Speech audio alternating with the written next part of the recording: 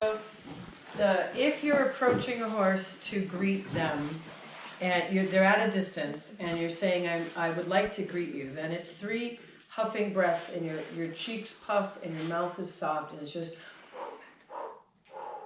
and that just says, I'd like to get to know you. Think of it, I'd like to get to know you. I'd like to say hi. It's a statement. If you're in the process of a greeting, and your knuckle is there, and it's the 3rd touch, especially, a long, soft breath is sniffing them in their world. So they're going to sniff you because that's how they exchange names. So you smell like, right? So for the sound to best, I've tried it with my nostrils and I've tried it with my mouth, and they seem to respond to my mouth better. So this long, and you'll see their nostrils will huff really open for a long time and really sniff your knuckle on that 3rd touch. And maybe even lick you a little bit because they're welcoming affection, connection. Yeah, let's do this, let's get connected. If you have an interested breath, then you are saying, hey, I'm really interested in you, I'm interested in that, something in the world is interesting. And it's a great way to ask a horse to come over. And that's like a greeting, the first one I did would technically be called a beckoning breath. So that's the beckoning breath. But interested breath is a little sharper. So it's just a little sharper, and your eyebrows go up a little more, and I imagine that my ears get real perky. So I'm like, what the heck is that? That's my intonation in myself. Whereas a beckoning breath is like, I'd really like to get to know you. So that's that. And the nurturing breath is an inward snorkel, so it's... And it's usually 2, so there's like in, as opposed to just, it's not that. And it's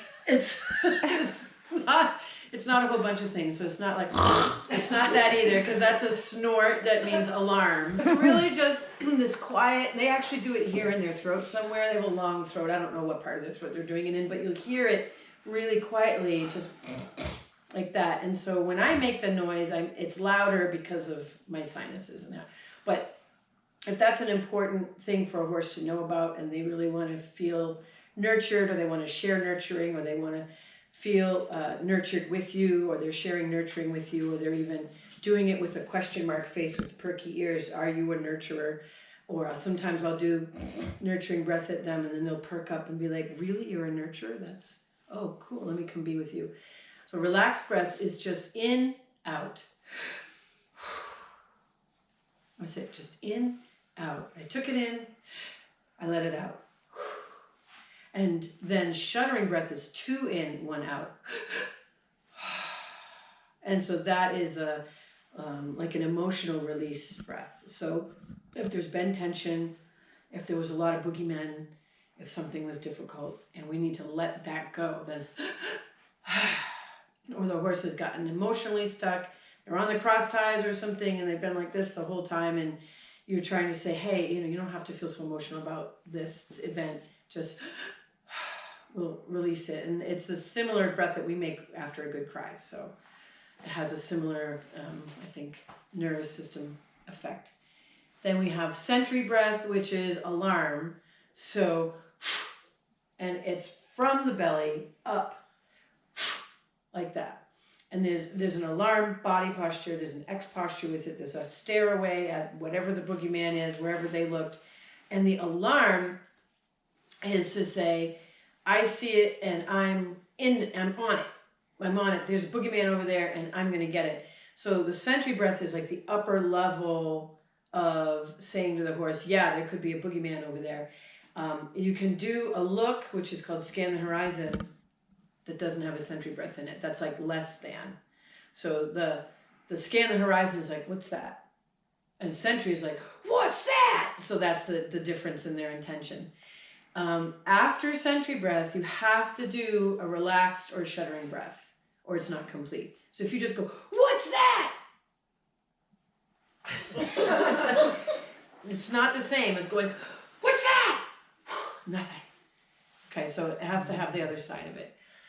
Trumpeting, I can't make a really effective trumpeting noise. It's for them, it's that like that thing that they do, where it's at the top of your lungs and it really vibrates through the top of your palate and right into your body, and your whole body goes. So there's no real reason for us to make that, because it's generally made during high stress, high excitement, high intensity, and often it's interest, curiosity, or fear of abandonment. So where is my best friend going? Or who's that other horse coming down the road? And for me, I wouldn't go there with a horse, but it's good to know what that means. And then deliberate breathing is actually when you're trying to draw the breath all the way down into your own floating ribs, because horses tuck their floating ribs at the back and suck up their lower intestine and just hold it tightly as a way to mitigate difficult situations or life. And so when they're holding their breath, then you can see the back of their ribs are really narrow. And when they really open those, there's a huge movement. And the belly will respond by dropping, so digestion can resume fully. And if they can't do that, then they're never fully digesting. So they're more prone to colic and circulatory problems and things like that. So I'm always looking for, that's where the jump up button is. I'm always looking at that spot. Is it stuck like this? Or is it like what you could be described as wings behind the horse, like a bellows? And there's this beautiful rhythmic movement. So in my body is these little kind of guys right here. This like dink, and they're little.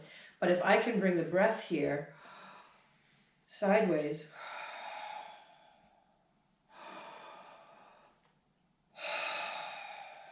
like that. So it's very deliberate. I can do it through my nose.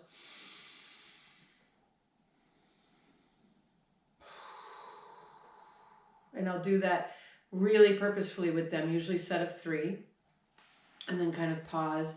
And often they'll start to join me and they'll start to say, yeah, okay, I can. And when it's really working, then the belly drops and they look fatter, which is a good sign. It means the digestion has really kicked in again.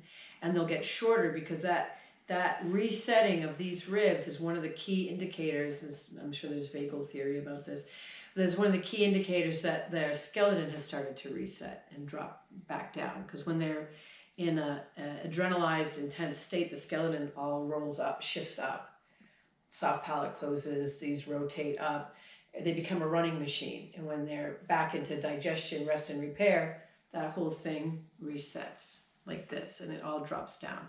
So some people's eye doesn't necessarily always see all the skeletal changes. I look, are they high and pointy?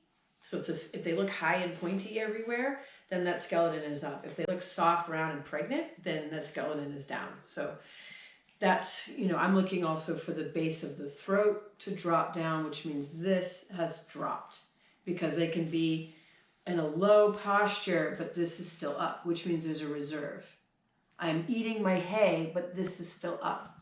So it looks like they're straining to get their neck down, because they are.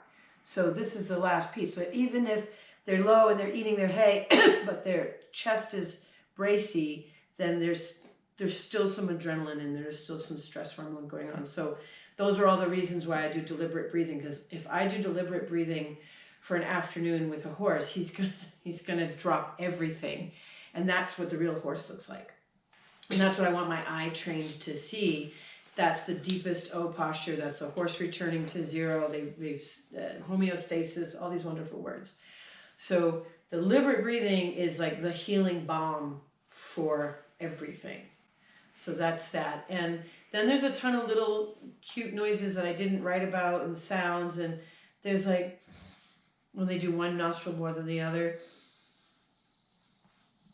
they do that kind of thing. And there's lots of little senses that they do, and they have that one that's joyful eating, I call it. So they've got something really tasty,